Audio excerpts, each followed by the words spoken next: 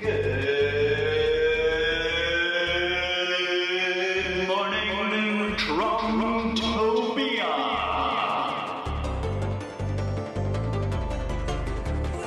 A special segment of the almost daily Zencast. Hosted by the incorrigible Mr. Zeppo. Let's talk Trump.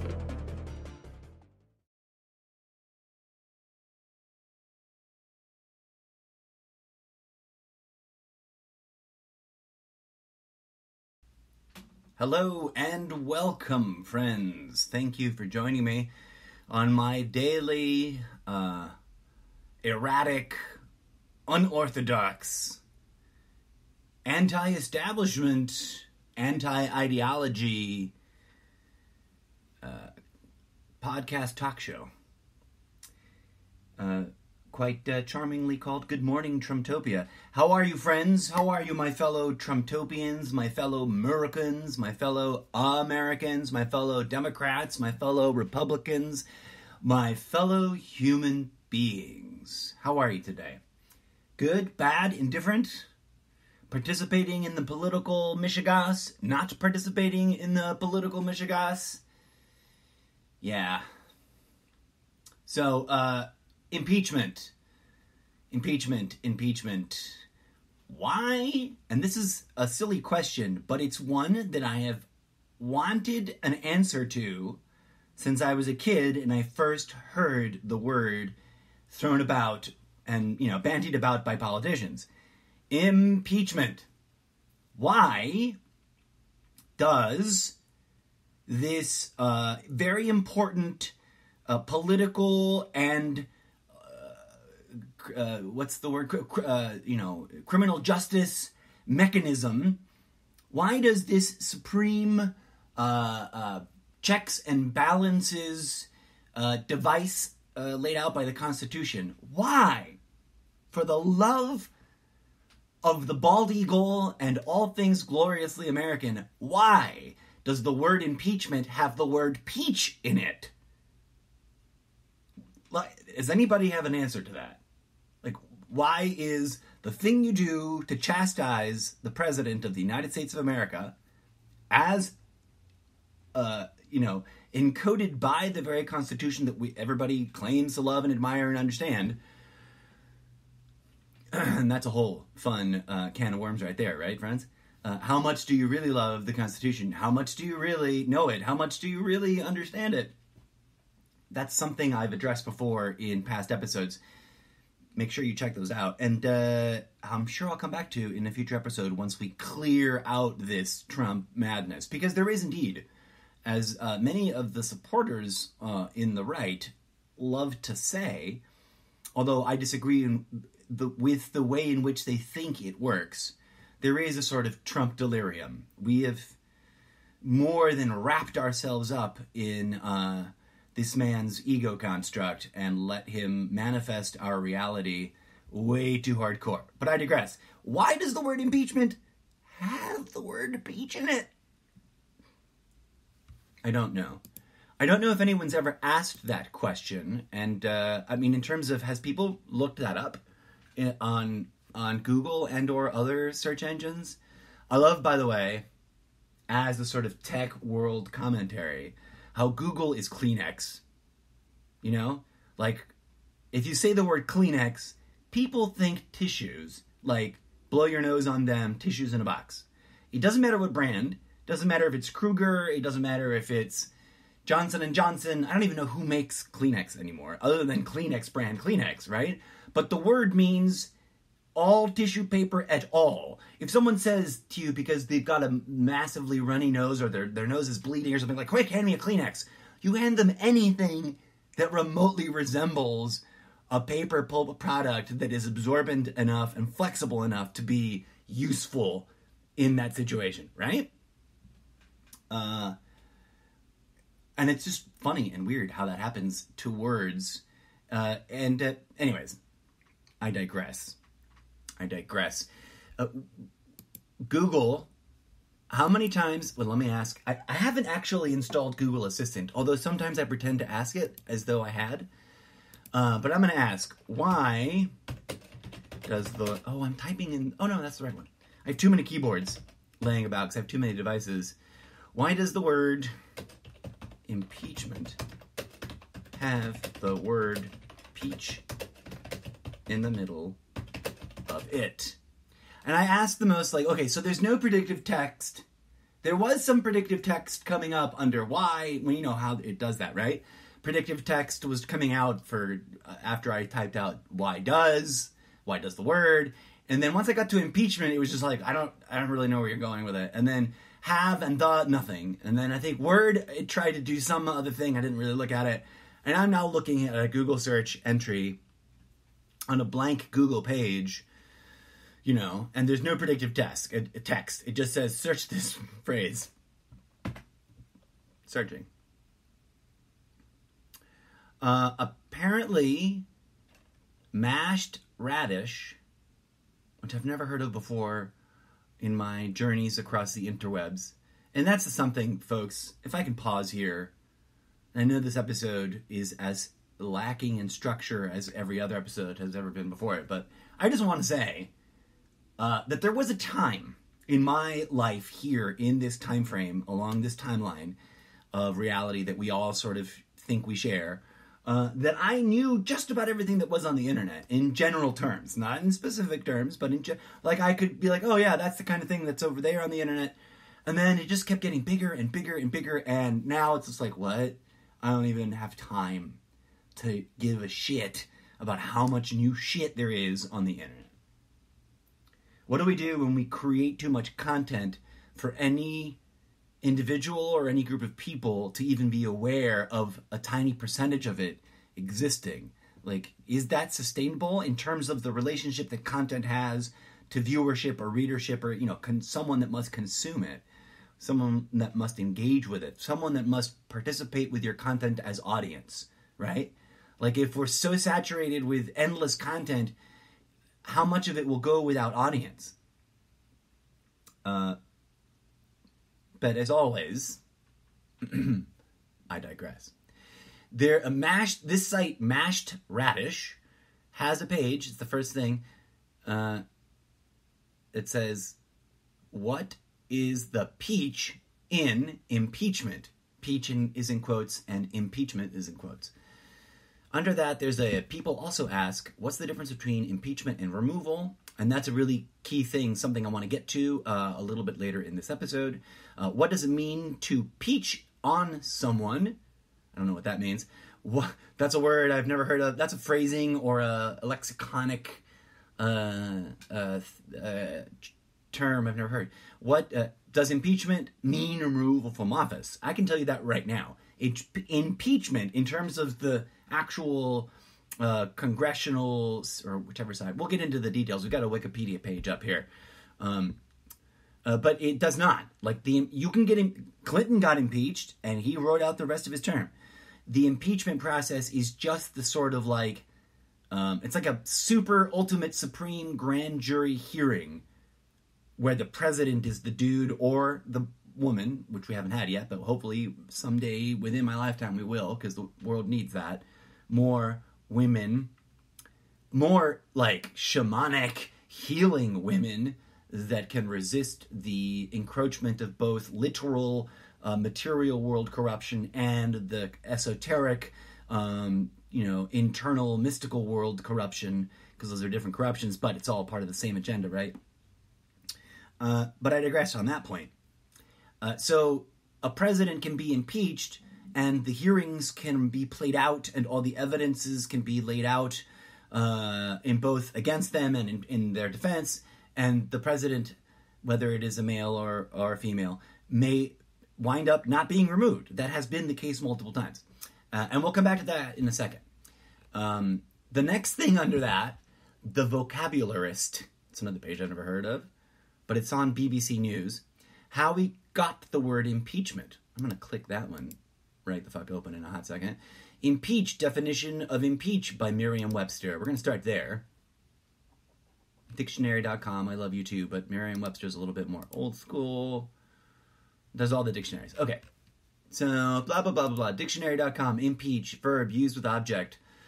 To accuse a public official before an appropriate tribunal of misconduct in office. Chiefly law, to challenge the credibility of. To impeach a witness.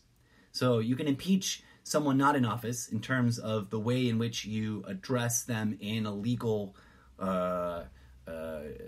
courtroom situation. To bring an accusation against. To call in question, cast an imputation upon. There's a word I don't think I've come across in recent times. Look on imputation. Come on, Mac. Look it up for me. Dictionary, impute. Oh, okay.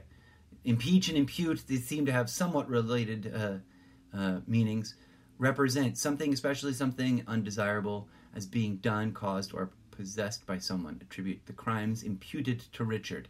So it's sort of like to imply, but slightly different, more of a legal criminal thing. To call to account. Okay, so we're calling them to account. But that doesn't, notice how none of that, oh, here comes an ad. Notice how none of that, every website, I'm going to pause here. This might turn into a long episode. Every website on the planet now, no matter what you do, no matter how you come at it, has advertising. And like, your phone is nothing more than a platform to give you advertising.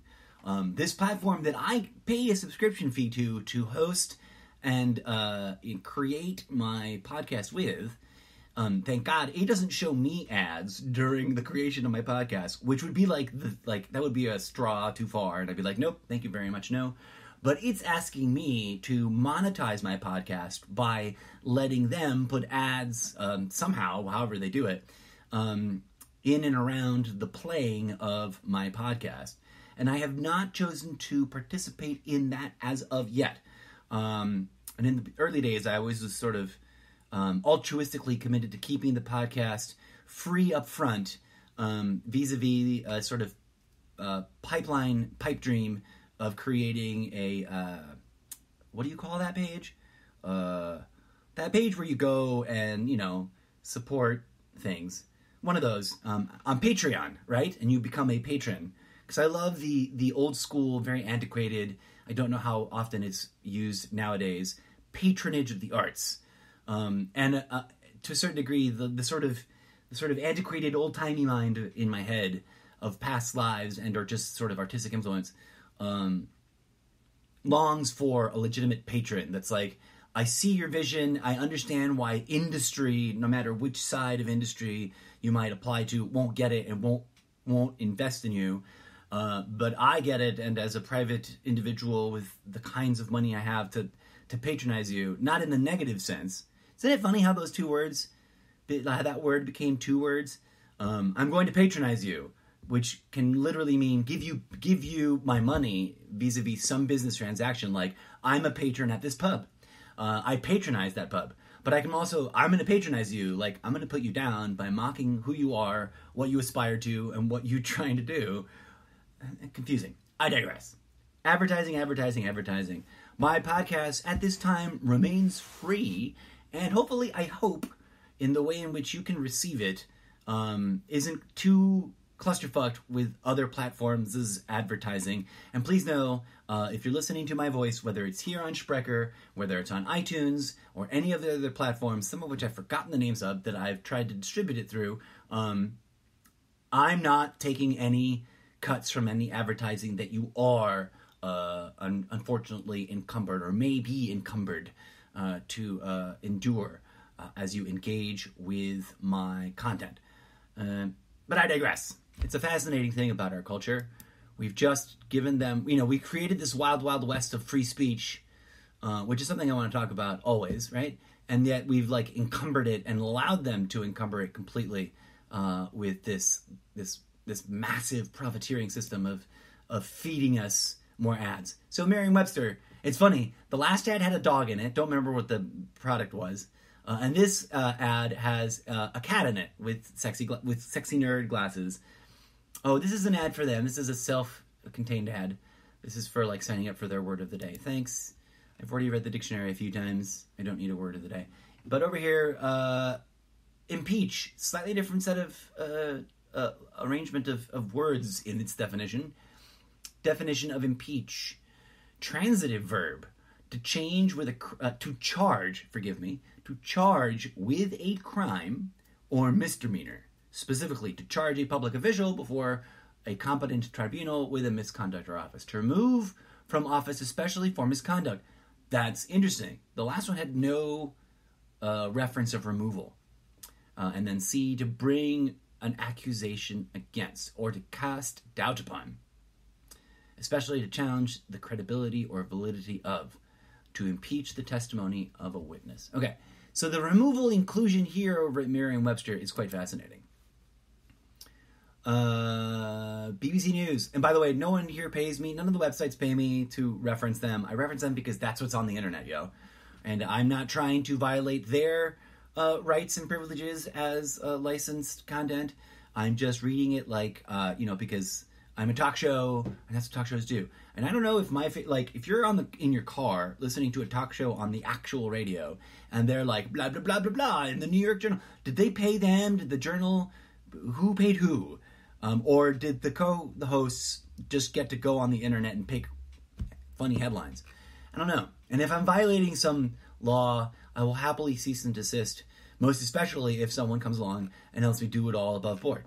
Because right now, I'm doing this out of the goodness of my heart, for the edutainment of the masses, for the ultimate goal of self-liberation from these systems of oppression through the mental effort, not the violence effort, because that doesn't work, right? But let us return. I didn't read this article beforehand, and I don't know where the main line would be. But I'll give you this random clip. For many years, peaching, not impeaching or impeaching, peaching, just the word peach with an ing at the end, was underworld slang for denouncing someone to the authorities. In John Gay's Beggars, or opera, 1728, the villainous Peachum is accustomed to deal with the stolen goods and informing criminals. Peachum, when they stop being useful to him. Interesting. So it comes from some, basically bringing to justice or ratting out, depending on how you like it. Okay, so that's an interesting article. You should go read it. I didn't want to cite too much of it to not violate its rights. Wikipedia, I think, because it's a free-for-all, right? Like anybody can read any of it anywhere. Impeachment, from Wikipedia. Impeachment in the United States. It has a big flaggy warning question mark. This section needs additional citations for verification. Please help improve this article, blah, blah, blah, blah, blah. If you're in Wikipedia and you got your facts straight and you're not a Russian troll agent, wonder how they're handling that shit. Who knows? We'll have to maybe call up Wikipedia and ask them someday. Impeachment in the United States is the process by which the lower house of a legislature brings charges against a civil officer of government for crimes alleged to have been committed, analogous to the bringing of an indictment by a grand jury. At the federal level, this is the discretion of the House of Representatives. Most impeachments have concerned alleged crimes committed while in office, though there have been a few cases in which officials have been impeached and subsequently convicted for crimes committed prior to taking office. And there's a footnote there. Let's check that out. Cole J.P. Garvey T., October 29, 2015, Impeachment and Removal PDF, Federation of American Scientists, Congressional Research Services, pages 15 through 16, retrieved 22 September 2016. Doesn't say, that just says where they got that information. All right, cool. The impeached official remains in office until a trial is held. That trial and their removal from office, if convicted, is separate from the act of impeachment itself. Analogous to a trial before a grand jury, these proceedings are, where the legislature is bicameral, conducted by the upper house of the legislature, which at the federal level is the Senate. So that's the really big difference in terms of checks and balances against the president, which is the critical balance condition, sort of like Mexican standoff that we're in. There's enough Republicans and Democrats in the lower house willing to impeach. There's not enough members of the upper house, which is currently, I think that's the one that's, controlled by Republicans still, unless I got my dyslexia happening and I've got them all backwards. But they're in charge and there's not enough momentum there, right? Digressing though, to wrap this bit up here, at the federal level, Article 1, Section 2, Clause 5 of the Constitution grants to the House of Representatives the sole power of impeachment. And Article 1, Section 3, Clause 6 grants to the Senate the sole power to try all impeachments. To try, not as in like there do or do not, there is no try, but as in to bring to trial. In considering articles of impeachment, the House is obligated to base any charges on the constitutional standards specified in Article 2, Section 4. The President, Vice President, and civil officers of the United States shall be removed from office on impeachment for and conviction of treason, bribery, or other high crimes and misdemeanors. And then, of course, as Wikipedia is delightfully, usually well placed in doing, or well positioned to do, there's plenty of references that are actually fact-checkable and verifiable. So, hooray. What's been fascinating about the current moment is that as we transition from the denouement of the Mueller report, as redacted as it was, and lacking color-coded bars, as we were promised, question mark or asterisk pin here, where's the outrage, folks? Where's the outrage? I think we can all unite on this issue. We were promised color-coded redaction bars. And to the best of my ability, to scan around and see all the publicly available copies of the redacted Mueller report are just black and white redaction. And it sucks. Now, there's plenty of cool things to read. I'm actually surprised. While I haven't had the complete opportunity to read the entire thing, nice, with like sitting by a fire with a Sherlock pipe and my smoking jacket and ascot on, and my intellectual analysis glasses, so that I can get really, heavy duty into the details. What I can assure you that I have seen with my own eyeballs is that the Mueller report goes out of its way to say, no, we are not in any way, shape, or form, what's the word that Trump loves to use right now? Exonerating. The Mueller report, in multiple ways, goes out of its way to say, hey, exoneration is not the choice we are making here. We are choosing to present the facts and the evidences and say, here's where we think crimes may have happened. And by the way, we farmed out these, I think it's over 15. I'm not sure about that number. I don't have that nailed down or sitting in front of me right now. But we can, obviously dig it up and double check. Apparently there's a page at the very end of the Mueller report and like a multiples into the teens of the names, which may have been too revelatory, like they may have revealed too much information about what the investigation is. But they're listed as individual items in a list, right? And like 12 of them are redacted, but like the rest, I think that's why I think there's like 15 maybe, aren't. But these are separate individual criminal investigations being conducted by, I think, if I'm not mistaken, and again, I never claim to be an absolute authority on anything, friends. I'm just giving you the best information as I understand it. I could be wrong. I could be being misled. But no one's paying me to say this shit, and I think that's important to always point out. No one is paying me to say this shit. And if anyone ever comes around that wants to bankroll this show and wants to, invest, they are not going to have, in whatever contractual agreement we have, any creative license or authority to dictate to me what to say. So if anyone is down to bankroll me and produce this show at a higher level of effectiveness, I welcome it. But, no one's ever going to pay me to tell me what to say. So I digress.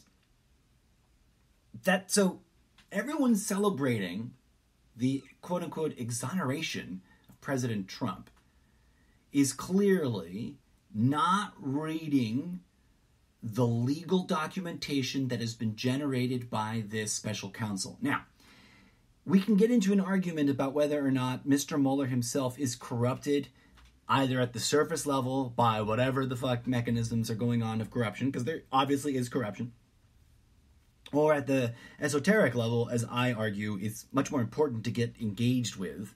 Like, yeah, obviously human endeavors get corrupted. I always like to remind everyone that just because there's corruption in a human endeavor or organization or corporation or government doesn't mean that corruption is always absolute. It's not even majority, right? It's usually a really mixed bag. It's important to remember because the solution cannot be absolutist in its thinking.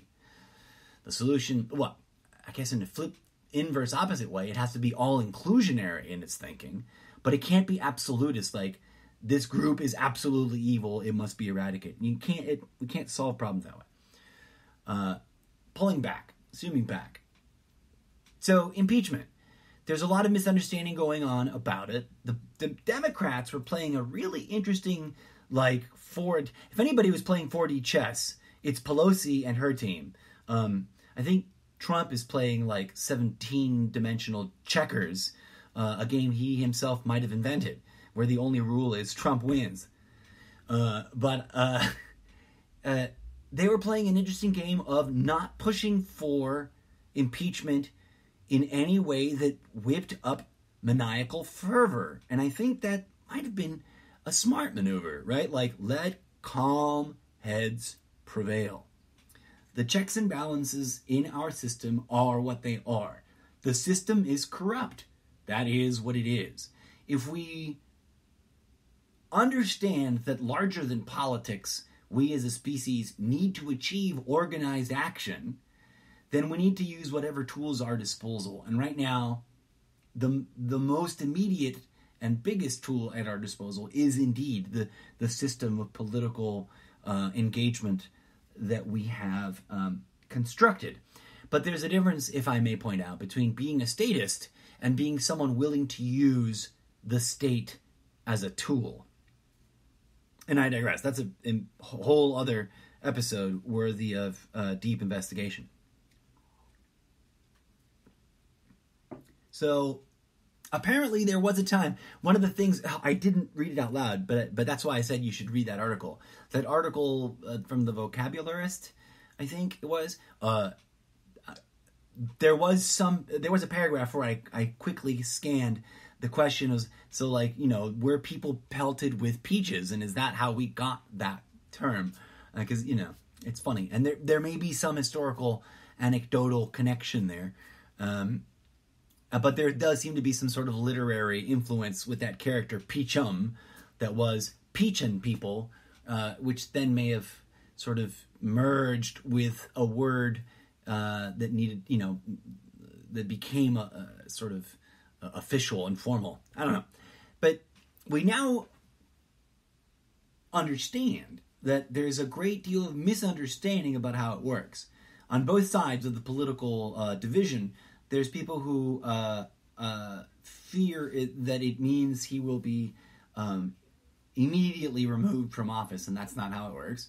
And there's people who hope it means he will be immediately removed from office, and that's not how it works. And one of the interesting, curious things about it, to me personally, sort of motivated by this curious thing that I heard reported, and it doesn't really matter because people will say, oh, then it's fake news.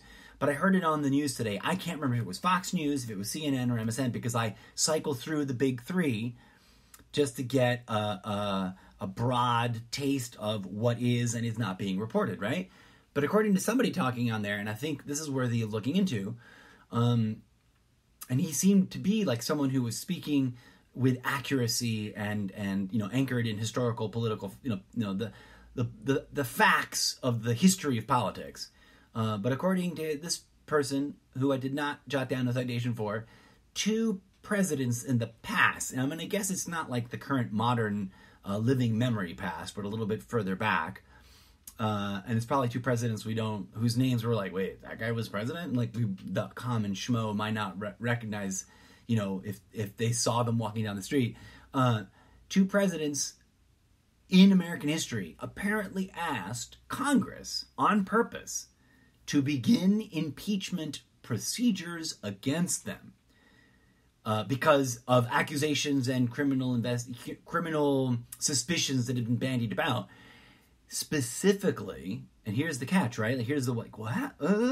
So that they could clear their names. And I haven't had the opportunity. I saw this like 20 minutes ago, so it's not like I've had the opportunity to go dig it up, but I'll put a pin in it and try to come back to it. But the way it was presented on the telecasting, talking bobblehead news, and I understand this could be misinformation. According to the fake news theorists, a growing percentage of what's on TV is radically tweaked and altered. I'm not going to indulge in saying that all of it is, because I don't think that can be true. At least not yet. We don't live in Big Brother dystopia. We live in like the origin story, backstory of just before it actually comes into being for reals. I think, knock on wood. So, but what's my point with pointing that out? If that is true, right? This is just a talk show. It's an opinion talk show. So I'm not here to teach a history lesson. I'm not an authority. But if that claim is true, it points out, and this is what this particular talking head's argument was, it points out a really interesting facet of the process. It is an exceptionally great opportunity for an innocent president, male or female, right? An innocent president. I'm speaking here in the theoretical realm of like, why is it there and how could it be used? And then how do we take that and think about our actual situation? It's an epic opportunity for a president that is being, quote, falsely accused of something, for a president that's been the subject of a, quote, totally rigged, totally made up witch hunt, to really effectively, really powerfully, and in full-blown spotlight of the entire global public, stage, clear their own name. Now, why, swinging back, turning our focus back to the real-life situation, why, if he really genuinely is completely innocent of everything he has claimed to be innocent of, why isn't he begging Congress to impeach him? Let's go. Make a big show of it. Bring out the facts and the witnesses and everybody that will exonerate him for reals. He's not. He's dodging and has been skirting and, claiming his innocence and sort of pretending to say that he's willing to fight that fight out in public and pretending to say that he's willing to fully, what's the word I'm looking for here? Fully, not collaborate, fully facilitate, fully, and his supporters say that he has. That he fully collaborated with the investigation. He fully participated, and he didn't. He sent written statements that, according to some leaks, he had a lot of help in writing. An innocent man would demand an opportunity to clear his name, even if there's risk of it failing and it costing him or her politically, right? An innocent person. I don't want to sound like a man-oriented person. I'm a humanist. I'm a whatever. I don't go down that rabbit hole right now. An innocent politician who is genuinely, truly, 100% thoroughly, in the eyes of God, truly innocent of all the shit that is being accused of them, would humbly, and I think arguably, given the level of calamity, the ridiculous scale at which this has escalated, would sort of almost enthusiastically request the initiation of this impeachment process to get into the hearing, to get into the sitting down and hashing it out, right? And he hasn't. And from the get-go, from the beginning of the investigation, I've asked, if he's innocent, why he acting so fucking shady? An innocent man has no reason to act shady as fuck. An innocent man protects his privacy, right? An innocent human being, forgive me, I keep saying innocent man. It's just because he's a man, and I'm basing it on his specific situation in terms of how I analyze it in my mind. But I also don't want to say the word man over and over again, right? An innocent human being, an innocent person, an innocent woman, an innocent man, an innocent individual in a situation where they know the level and degree to which they are truly, genuinely free and clear of all the charges, despite of how incriminating circumstantial shit may appear, stands boldly and maybe stoically, but maybe vocally before the public and honestly and openly engages in the process of bringing forth their innocence. Isn't that what democracy is supposed to be about? Isn't that what freedom is supposed to be about in the face of the responsibility of needing to enforce laws? Because we can't have absolute freedom. That would mean being able to shoot people in Fifth Avenue and getting away with it, as Mr. Trump has claimed to be able to do and not give a fuck.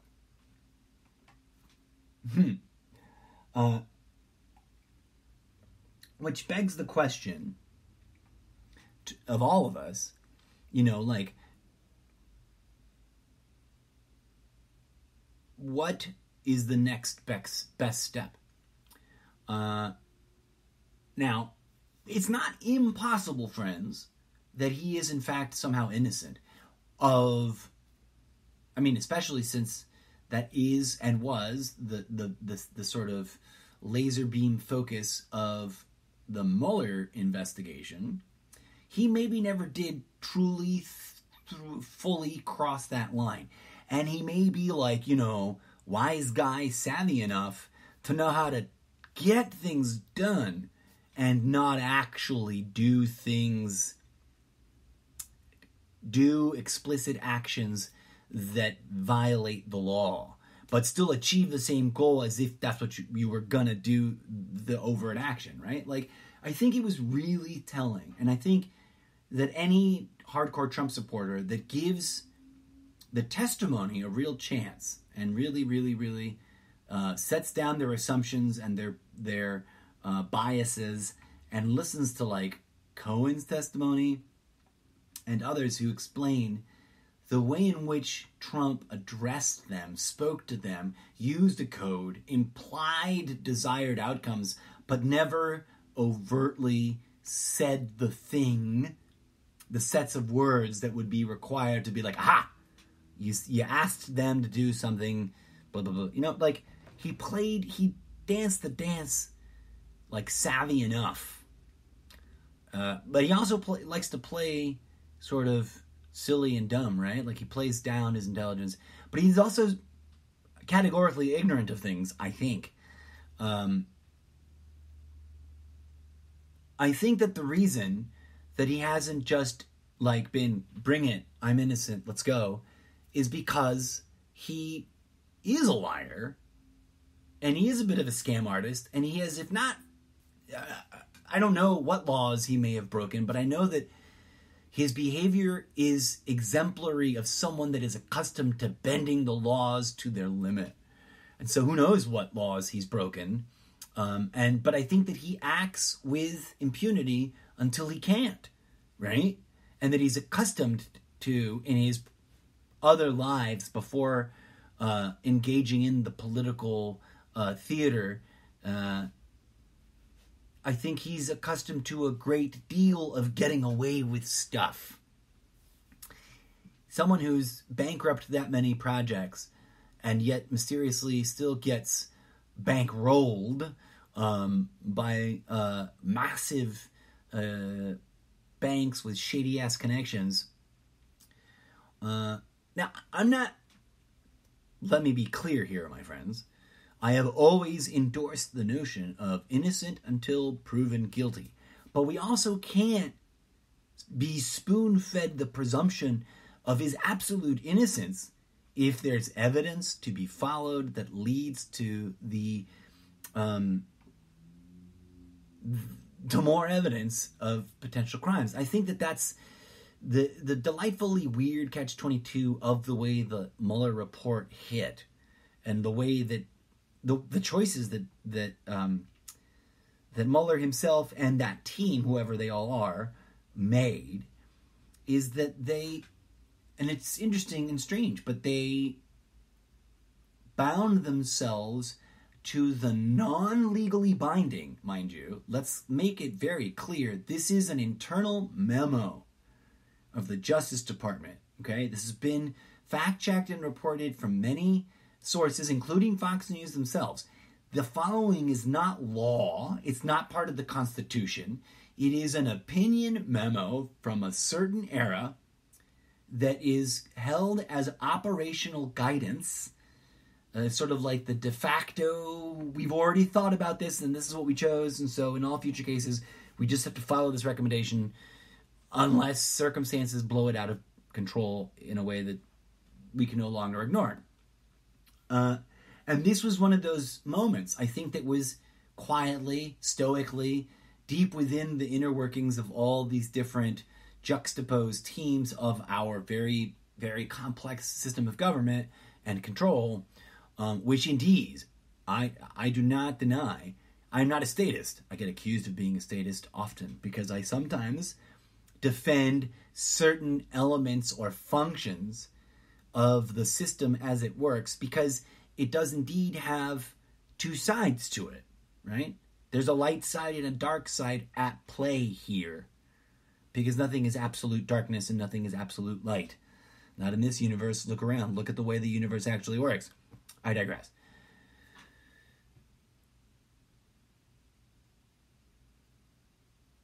The chaos and then sort of return to some sort of forward movement that we're living through in this moment between the end of Act 1 of the Trumpian era and the beginning of Act 2, which is what I believe we are in now, is the critical arc where timelines, if you want to use that language, or political choices, probability waveform functions of potential future events are going to really branch out into strangely weird probabilities, and we have to make a collective choice.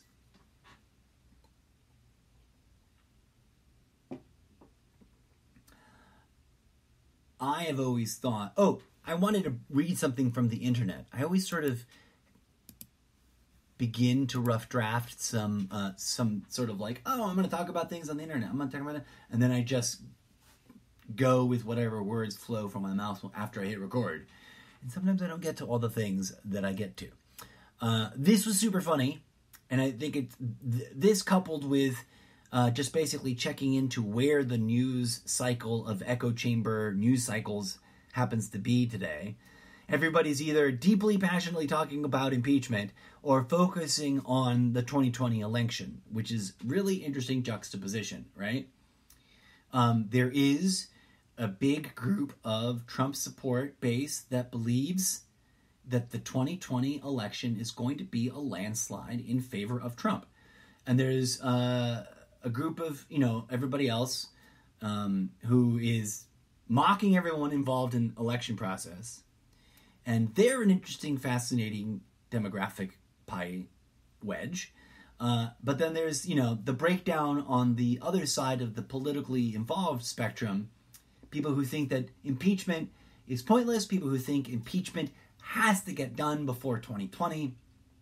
And people, that are hard to pinpoint as to, from my perspective, as to what their actual political affiliation are. People who say, let's forget impeachment. Let's just make sure that Trump doesn't get reelected. Anyways, that's not what I saw on the internet. I saw this on the internet. And I usually anonymize content for people who I don't recognize as celebrities and therefore already having their own public persona and their public structures and their public following. Mostly because I believe in respecting people's privacy. So if you're a Facebook friend and you're not a celebrity, I'm not going to use your name on my podcast. Not that it's currently huge. There's like barely a handful of people listening, but hey, I love you guys. Thank you for your support. Thank you for listening. Share the show. Get other people to listen. But rather, end of bracket there. But rather, because if you're not a celebrity, you probably, and this show ever gets huge, you probably don't want any kind of, feedback on social media because I use your name. And I respect people's privacy, yo. But I am all about public discourse. At any rate, in this particular niche here of public discourse, I found a really interesting voice, and they are themselves a celebrity. It appears to be from their verified account. It was already going viral. I'm just sharing it along, both on social media and here. From the delightful to watch on screen, although I don't know anything about them in their personal life, Patricia Arquette. And I know lots of people are like, boo, celebrities, they're all already hijacked by the evil Hollywood industry. Again, nothing's absolute, I don't think. And so I don't buy into the absolute rejection of all people who happen to be part of the industry. As someone who has worked in the entertainment industry, there's plenty of cool-ass people I've met. I've met celebrities who do not, to the best of my ability to discern through meeting them, maybe they don't get to hang out with them very much, but through meeting them, don't seem to be evil, nefarious, corrupt, brainwashed people. They just seem to be people trying to get in a weird business where, admittedly, there's corruption and dark influences. But there's also people trying to make brilliant art and bring light to the conversation. I digress. Patricia Arquette posted this apparently on the internet, and if it's fake, forgive me for re-sharing it. But here it is. According to something I saw on Facebook, Patricia Arquette says, takeaway for the day. You can get impeached for lying about a blowjob, but not for meeting with foreign spies multiple times who are actively working to overthrow our free elections. Got it. Apparently she posted that on the 18th of April, 2019. Okay, so it's the thing here. Let's zoom back. There's a lot of passionate debate going on about whether or not Trump should be impeached. There's a lot of passionate debate going on about whether or not Trump is actually working for his base and for the American people and for some vision of how America could be, should be, ought to be, right? Does he really mean it when he thinks he's trying to make America great again? And, or whether he's here as part of the normal, everyday, political distractionary theater of perpetuating endless war profiteering. There are people who really believe that Trump is fighting against the evil, nefarious conspiracies. Insert your favorite name for your favorite version of the evil, nefarious conspiracy theory. Right? People think he's really fighting the deep state. People think he's really fighting the Illuminati. People think he's really fighting the pedo ring. People think he's really fighting against whoever the fuck these evil bastards are that make our world such a horrible, dismal, depressing place to live in. Now, there's beautiful, wonderful things out there. I'm not trying to be horribly miserable myself. I'm just saying, there's people who really believe that he's fighting against those who are oppressing us. Quite frankly, I have never thought that that was very likely to be true. And the more he gets to play in the sandbox of government, the more I think it becomes clear that he is not fighting them. That, as often it seems to be the case with hindsight, that all of the rhetorical statements, all the rhetoric, and all the dogma, and all the speeches, and all the robust statements of, I'm going to fight for the little guy, was just that. Rhetoric. Propaganda. Whatever you want to call it. It was implicitly untrue statements designed to get whoever who might believe or fall for the entire charade to believe that this politician or that politician is literally fighting to make your life better. And that if you believe in them and give them your support, things will improve. Now, ideally, in a truly beautiful universe, that would actually be the case. But let's all pause and take a look around at what's been going on for our entire lifetimes. Behind the political charades, there are some really consistent patterns. Endlessly ongoing shifting warfare between ideologically constructed groups of, violent human organizations that use a lot of rhetorical mechanisms to insist that war is the only tool that can establish some new order, some new peace, some new justice, some new whatever. You've heard me say it before, and I'm going to say it again, even if I have to say it every day for the rest of my life. You cannot solve war by fighting more war.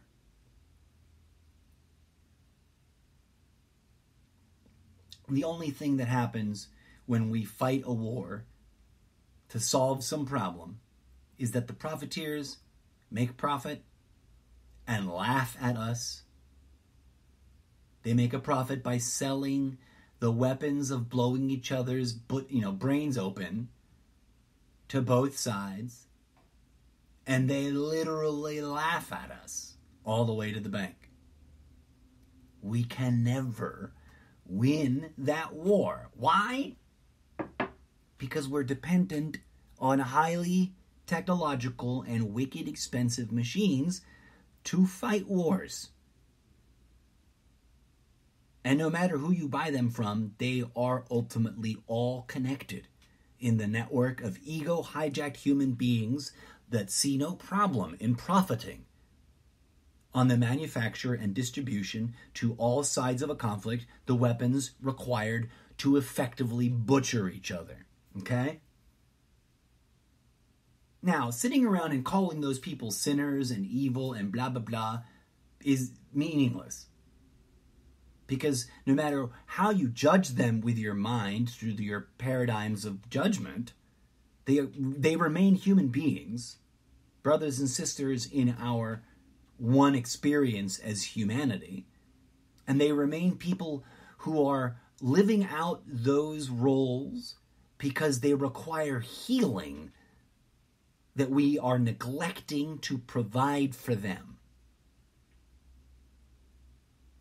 And what has happened throughout history is that the quote-unquote innocent, the quote-unquote sheeple, the quote-unquote oppressed, begin to realize some of the patterns after a period of time of not seeing them and go, whoa, whoa, whoa, whoa, whoa, we're sick and tired of going to war with each other over these issues over and over again, the same nonsense, resources, ideological power, or literal control over geography and human beings. And the excuses used are always politics or religion.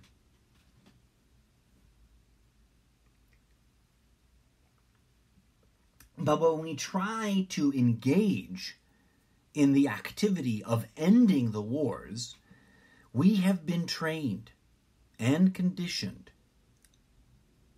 and I hate to use the word because it pisses everybody off, but we, the good guys, the resistance, have already, through past generational work, just look at the history, have been trained and conditioned to think first about committing violence against those that use us to commit violence against each other for their profit, right? Violence begets violence. So when we convince ourselves that bloody revolution is the only solution, we give the profiteers and those responsible for the endless warfare permission to commit violence against us, right? Just like when we get involved in their wars, we give them permission to tell us to conduct violence against others. For this reason or that reason, doesn't matter the reason. We've given our consent by participation, either directly or indirectly. And the reason that it's important that we all understand that is because we are not individuals, right? We're not separate. We're not isolated and alone. The illusion just vividly makes us think that is so. But I talk about that at length in other episodes, and I've already been rambling long enough today. Forgive me, friends. I've been trying on and off for the entire duration of the time that I do this show, ever since I upgraded from only being allowed to record for 15 minutes. I've only been, the previous model or package that I had here with the platform, Sprecher.com, only allowed 15-minute segments, which is cool, but you could even get to the beginnings of my thoughts with just 15 minutes alone. Then when I upgraded to the next level, it was like, okay, good. Now it was a bit too much. They're like, I asked for 3 inches and they gave me 70 miles, to butcher that analogy. I really wanted like half-hour long limit, 45 minutes max, so that I could be forced by the platform to focus in on that. They gave me a 3-hour, the next level up is like, okay, now you can record 3-hour long episodes. Boom, have fun. So I've had juxtaposing thoughts about it. I thought, okay, I could sit down and do a 3-hour jam and then try to work in better structure so that there's transitions and then, make bookmarks. And then when people listen to it, they can listen to it at 15 minutes at a time. But as of yet, probably not until the summertime when I've got a lot of free time, have I had the resources until that, will I? Too many versions of the same sentence trying to get out at the same time. Sorry, sometimes I fail to correctly conjugate. But you get my drift. I haven't been able to manifest one or the other option that I saw in my mind, so that I just ramble, and then I try to cut it off at less than an hour, and then sometimes I succeed and sometimes I don't. And thus, here we are. Okay. I want to make sure I didn't leave out any important points, because I did indeed scribble down some notes.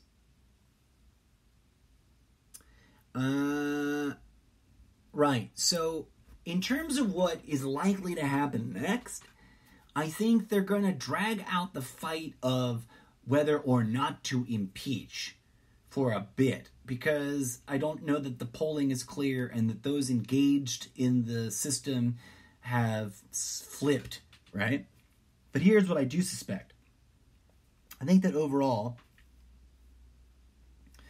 between now and 2020, they would love to initiate an impeachment process. And that if it doesn't happen before 2020, they are most certainly prepared to try and do it afterwards.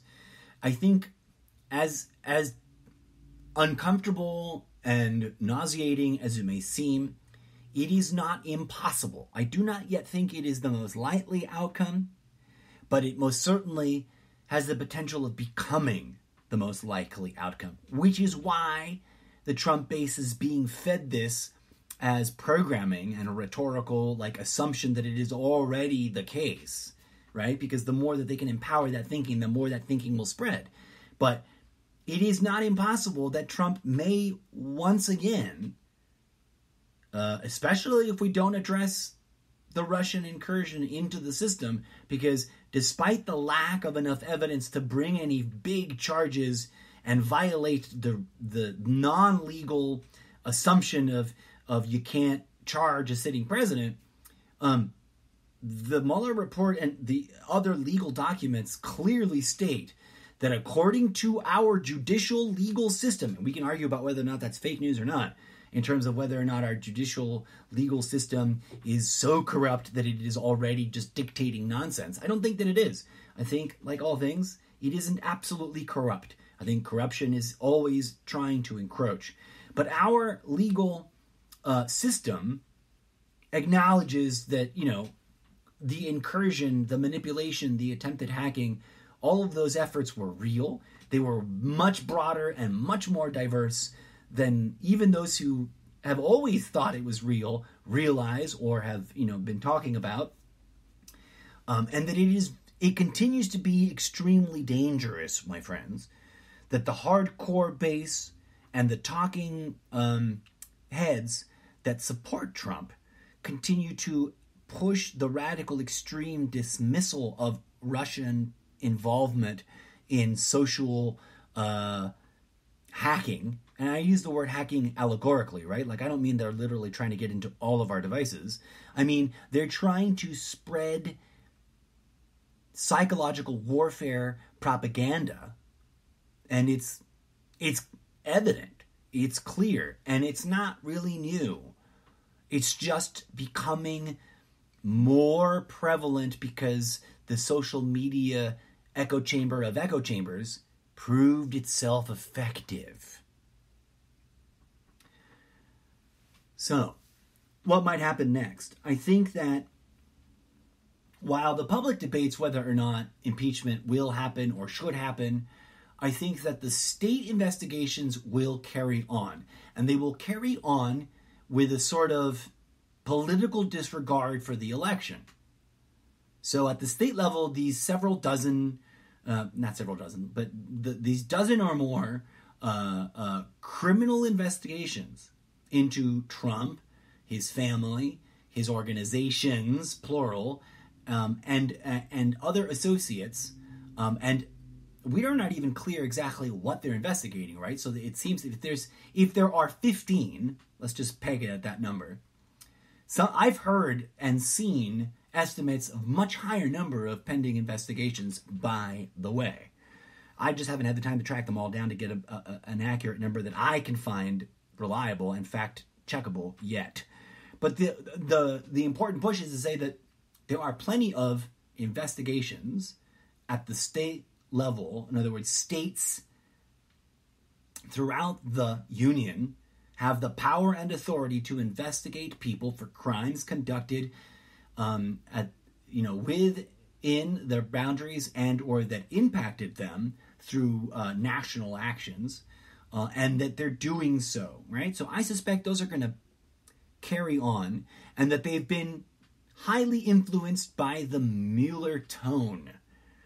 Now, the really astute observers on any political from any political perspective will note that Mueller was stoic AF.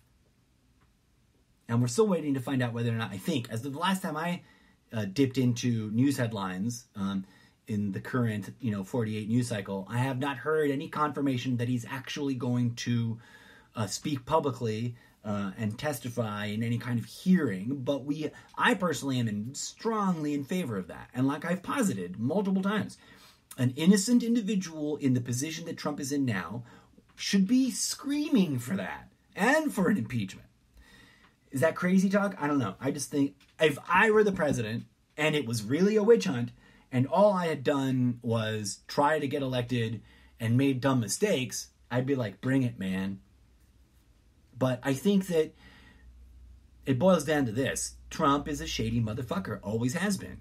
Has been since the days of his, learning whatever business trade craft he learned from his father. And that there's no need for him to be Anunnaki lizard person. He's just a person wrapped up in ego and the vicious ego trap of more never being enough, more power, more celebrity, more fame, more. Listen, let's end the show with, a moment to zoom in on one of the weirdest statements he's said yet. That is a matter of public record. This is not fake news, folks. Some newspaper reporter asked him, and multiple reporters captured it on audio and video. He said, "No one disobeys my orders." That's totalitarian dictatorship thinking. No one disobeys my orders. Imagine if George Bush had said that. Can you imagine if Obama had said that? Can you imagine if Ronald Reagan had said that? There would have been a really, really, really, really wild reaction by all sides of the political spectrum. And the reason that that's only getting a little bit of reactionary stuff, mostly from people who don't like him already, is because, as I've posited from the beginning since he announced, his whole role is to play the part that he advertises, right? He advertises a very specific part. I alone can fix it. I'm fighting for a certain vision of America, and I alone can do it. And he's pushing the extreme noise, the extreme of rhetoric, the extremes of how much we can normalize tyrannical, dictatorial, top-down, hierarchical thinking. He may not be the individual that literally tries, as we've seen all over the world in our lifetimes, right? Even the president of China, wasn't he recently accused of trying to do this? Trying to create enough change in the political structure around how the office is defined so that he can essentially just stay in power ad nauseum for the remainder of a lifetime, right? That's, since more is never enough, is the central tenet of ego hijacking. To me, that becomes the clearest evidence of what's actually going on, right? Bigger than any surface political conspiracy theory. We need to address the ego corruption at the esoteric level, or else the puppets will just be puppeteered again by different expressions of the same function. But I digress. I've spun wildly out of control, as I tend to do with all these episodes. I think I've said this before, but I wrote it down for as like the last thing I wanted to say for today's episode in my note-taking. In my humble opinion, and as always, I know I could be wrong, but politics in general, and not necessarily every single politics, not every single politician, and not necessarily every single jurisdiction. Like I said, I'm never an absolutist. Even when I am painting with a broad brush, it is itself just one brush in a cacophony of tools, right? I'm not trying to declare a totalitarian statement. I'm, in fact, trying to point out that totalitarian thinking is what they're trying to normalize in us, so that when more leaders on the world stage make moves towards totalitarian structuring of government, we might just be in favor of it. We might just be tolerant enough of that sort of thinking to let it roll, rationalizing it as it always has been in the past, as some way to bring about greatness, some way to bring about safety, some way to bring about more safety and freedom through control and top-down narration of how things should be, how things must be. I used the word narration instead of dictation, right? But that's what a dictator does. A dictator ultimately narrates to the entire base of this little dictator paradigm how things are going, irregardless and irrespective of what is actually going on in anybody's individual lives, because it's all about the dictator. Is Trump a dictator now? No. Is it valid or fair to call him a dictator? Of course not. He hasn't actually done truly dictatorship things yet. Right? So calling him a Hitler achieves nothing. Except, of course, for the perpetuation of conflict and turmoil and argumentation and spewing of more hate speech that leads us to an ever-increasingly irrational public discourse that is more about yelling at each other and trying to make points and trying to prove things, this or that, instead of learning past each other in order to solve problems, right? That's what they don't want us to do. What else? Did I have anything else I wanted to miss? Oh, from the internet, something I had posted. My memories section has been on fire, but I've also been under reposting it because I feel sometimes like I overpost and people get burnt out and then just unfollow. They stay my friends, but they unfollow so they don't have to look at my shit. And I want to not be that annoying to folks. But I digress. 3 years ago, on April 23rd, 2016, at 3:48 p.m., I posted on Facebook, stop arguing, start liberating yourself from the illusion, as the caption to a meme that I believe I had created, although I haven't seen this in such a long time, I don't know, but this is all imagery and terminology I would have used. I think I created this, but I didn't sign it. I didn't put my name on it. And it doesn't matter, right? Because it's a cosmic universal truth. And here it is. With the power of free speech comes the responsibility of compassionately understanding each other. I originally wrote all others, but I think each other is more accurate. Right? Instead of accusing him of being a dictator already, let's heal the bastard. Instead of arguing with each other about which ideological paradigm is more righteous, let us use our free speech to understand one another. Because I think understanding one another facilitates our ability to forgive one another. And if we can forgive one another, then we can see past the false ideological divisions, the false mutually exclusive dichotomies that pit us against them in both directions, us versus us versus them, equals everybody fighting everybody. If we can achieve compassionate understanding and then help each other to abdicate the corrupt ideological constructs that generate this violent noise, which helps nothing, solves nothing, and only spits out damaged, traumatized people that seek vengeance and retribution instead of healing, transformative growth. And so we get shootings that get dismissed as black flag false operations, and we get threats and suicides that get dismissed as, mental health issues that need to be solved through means that basically lock up those who have mental health issues.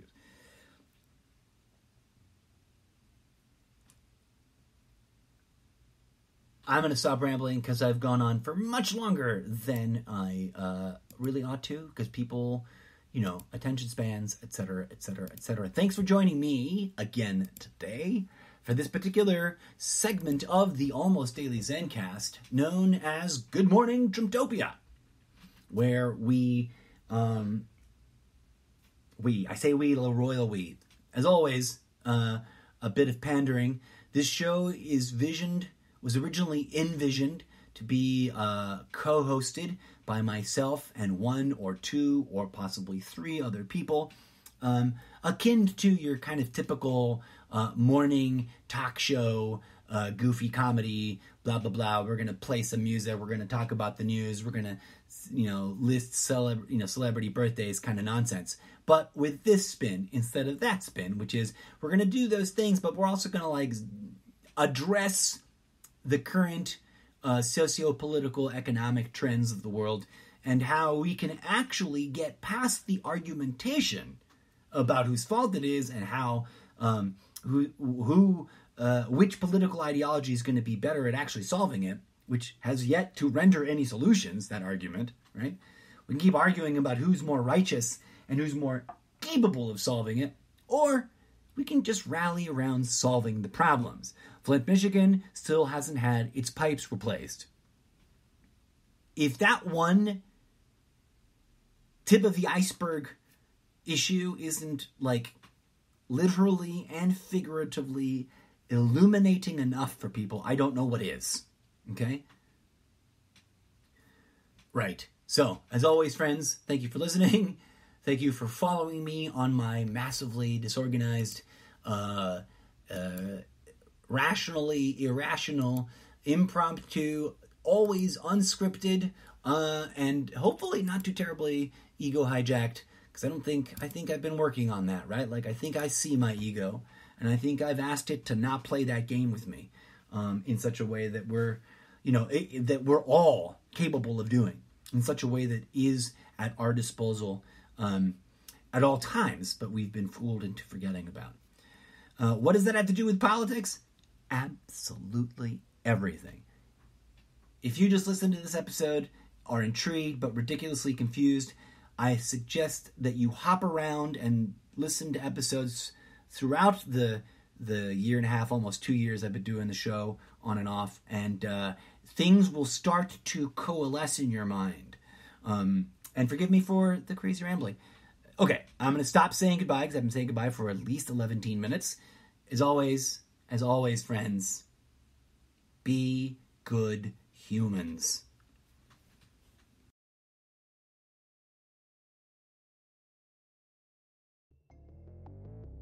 And that is the latest madness from behind the orange wall. Thank you for listening to GMT, a special segment of the Almost Daily Zencast.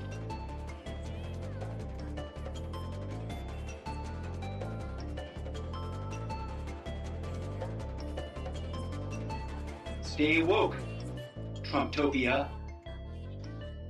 Stay woke.